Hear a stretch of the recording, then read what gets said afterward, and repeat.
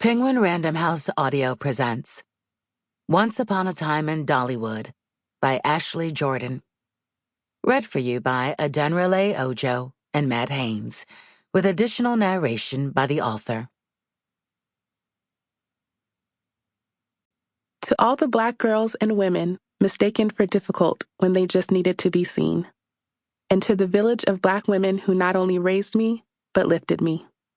Mom, Portland, Stephanie, Brenda, Wileen, Janet, Annie Ruth, Lula, Ruby Jean, Phyllis, Stephanie, Diane, Anita, Barbara, Shirley, Sanini, and Miss Hattie. I love you. Pain is important.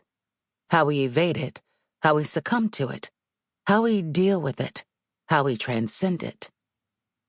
Audre Lorde. Dear listener, I won't lie, this isn't exactly a light story. While it is absolutely a romance, and I do think there's quite a bit to laugh or at least chuckle about, it's not what I'd call a rom-com. I want you to go into this knowing that I cried while writing parts of this novel, and low-key, maybe high-key, I hope you cry a little listening to it. So with that in mind, there are some heavy themes you should be aware of before you dive in. Fertility issues, infidelity, teenage pregnancy and childhood trauma, adoption, divorce, and battles with depression and anxiety. Like many love stories, this is a book about our beautiful, ordinary lives and the many dark and bright spots within. I hope you're willing to go on this ride. I like to think it'll be worth it. But more important, I hope you take care of yourself. Warmly, Ashley. Chapter 1. Unoriginal Sin. Eve. Eve's thoughts were swirling, running rampant. She wasn't entirely sure she wasn't drowning, in her feelings at least, as she sat silent and helpless in front of her fiancé and his therapist, watching them talk about her as if she weren't in the room. She wished she weren't in the room. I just lost my baby, and now I'm losing my mind. There were no windows. Why no windows? She might as well have been sitting in a box. That might have made more sense, this sensation of feeling trapped. Instead, Eve just sat there, studying the taupe walls, decorated with little more than degrees and other accolades, counting the minutes until she could escape. There was one piece of art within eyeshot, a chart, alleging the correlation between success in therapy and stepping outside one's comfort zone. Eve rolled her eyes. "She's such a trooper," Leo said, shaking his head. He sighed, the notion ostensibly too heavy to bear, and then followed it up with a half-smile in her direction, as if that would somehow console her, as if they wouldn't still be going home with this heartbreak hanging over their heads.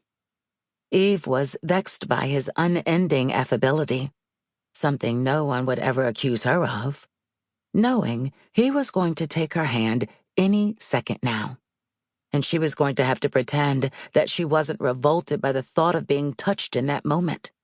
She would have to force herself not to physically recoil, lest her future husband and his psychiatrist realize just how shitty a person she was. "I just feel like I'm failing her because I don't know what to say," Leo continued. "I can't fix it.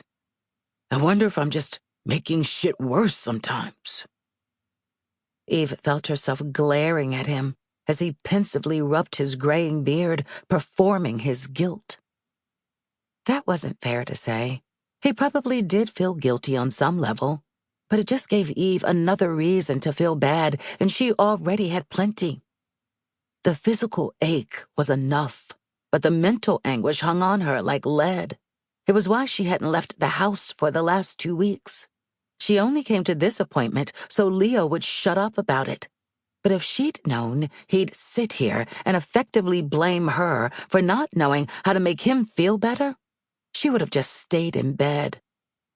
Eve, do you want to say more about how you've been feeling? Dr. Hawthorne asked. Leo wanted you to have a safe space, too. Eve knew all too well that there were no safe spaces. If there were, this wouldn't keep happening. She wouldn't be mourning the loss of a third embryo when all she'd wanted for 17 years now was a child. I feel broken, she said, and then corrected herself. Barren. The doctor nodded. But you know you're not, right?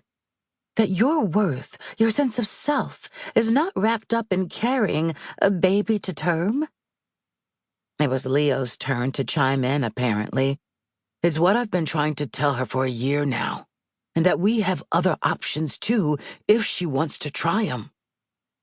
Eve nodded back, understanding the logic, and she could see their mouths continue to move, the two of them attempting to explain her own feelings to her. But a rush of emotions left the room spinning. All their words turned to white noise and incessant scraping at her ears. The dizziness gave way to panic, a feeling as if she'd been pushed off a cliff. A sudden loss of control, both physical and emotional, as pangs of dread thumped in her chest. She felt simultaneously exposed and smothered, cold and hot. The edges of the room went dark, leaving Eve with only her frenzied and conflicting musings. She'd experienced this before, this need to dissociate, to somehow get outside of her own body, but never quite so acutely. She could not sit still any longer. As Leo indeed reached across the small space between them, taking her hand, Eve disentangled her fingers from his grip and stood from her seat unsteadily. She grabbed her purse from the back of her chair and left the airless room without a word. If either of them called after her, she didn't hear it. She continued out of the office and into the late June midday sun, wishing she had the forethought to have a lift waiting before exiting. The heat, the humidity really, was somehow even more suffocating than the sense of failure that had wrapped itself around her the moment she realized she'd miscarried again. Trying to talk through it with Leo's therapist was a compromise for his sake, but therapy only made her feel broken open, and nothing was going to assuage this feeling, a particularly demoralizing confluence of pain and emptiness. Eve held back tears as a bright green cab passed, and she inwardly cursed herself for not hailing it. Leo would be following her outside soon, and she simply did not have the energy to be normal for him. But the entrance to Prospect Park sat just a few steps from Dr. Hawthorne's office, and it would be easy enough to vanish there. Eve hurried across the street, dodging traffic and passers-by, until she reached the majestic old arch that welcomed her into the park. It was busy for a random Wednesday, kids running rampant in their summer freedom. It wasn't ideal for Eve, 100 little reminders of what she'd lost, but on hot days like this, she liked to head to the ravine, where it was cooler than probably anywhere else in the city, full of footbridges and unique little waterfalls, enclosed in a parcel of trees. It was Brooklyn's only forest, small as it was, but enough to be pacifying.